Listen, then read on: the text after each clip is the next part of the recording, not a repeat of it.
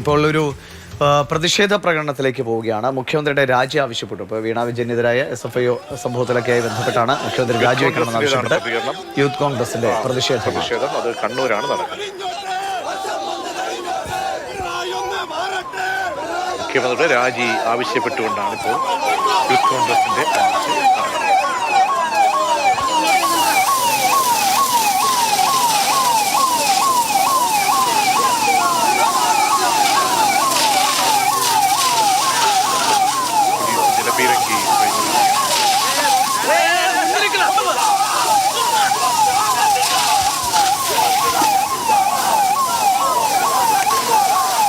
Felix Pulikkal വിവരങ്ങളുമായിട്ട്. Felix, എന്തായാലും വീണ വിജയനെതിരായ ഒരു നീക്കം വന്നപ്പോൾ എങ്ങനെയാണ് പാർട്ടി നേതാക്കളുടെ പ്രതികരണം വന്നത്? നേരത്തെ ബിനീഷ് കോടിയേരിക്കെതിരായ സംഭവത്തിൽ കോടിയേരി ബാലകൃഷ്ണൻ എന്താണ് പറഞ്ഞതെന്നൊക്കെയാണ് ഇപ്പോൾ കഴിഞ്ഞ ദിവസങ്ങളിൽ സോഷ്യൽ മീഡിയയിലുമൊക്കെ നിറഞ്ഞു നിന്നത്.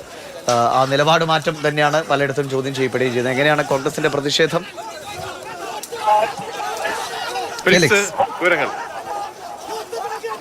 മുഖ്യമന്ത്രി രാജിവെക്കണം ആവശ്യപ്പെട്ടുകൊണ്ടാണ് യൂത്ത് കോൺഗ്രസ് പ്രവർത്തകർ കണ്ണൂർ കളക്ടറേറ്റിൽ മാർച്ച് നടത്തിയത്.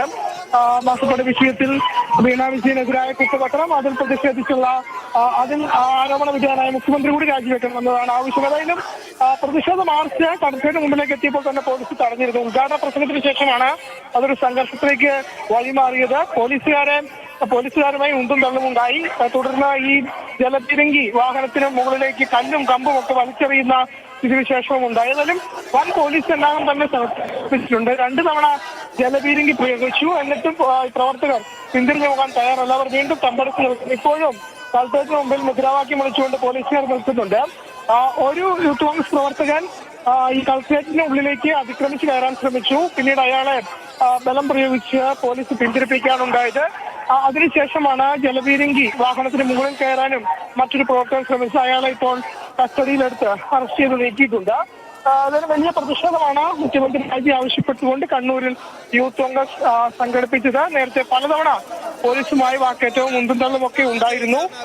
ഏറ്റവും ഒടുവിൽ ആണ് അത് വലിയ സംഘർഷത്തിലേക്ക് നീക്കുകയും 2 തവണ പോലീസ് ജലപീരങ്കി പ്രയോഗിക്കുന്ന ഒരു സ്ഥിതിയിലേക്ക് കാര്യങ്ങൾ എത്തുകയും ചെയ്തു. അതെല്ലാം സമ്മർദ്ദം പിന്മാറാൻ പ്രവർത്തകർ ഇപ്പോഴും തയ്യാറായിട്ടില്ല. പോലീസുമായി വാക്കേറ്റവും ഉന്തും തള്ളും ഉണ്ടാകുന്നു. ഈ മാർച്ച് ഇവിടെ എത്തിയ സമയത്ത് തന്നെ ഒരു പോലീസ് ഉദ്യോഗസ്ഥനുമായി പ്രവർത്തകർ വാക്കേറ്റത്തിൽ ഏർപ്പെട്ടിരുന്നു. അതാണ് വലിയ രീതിയിൽ ഉന്തും തള്ളിലേക്ക്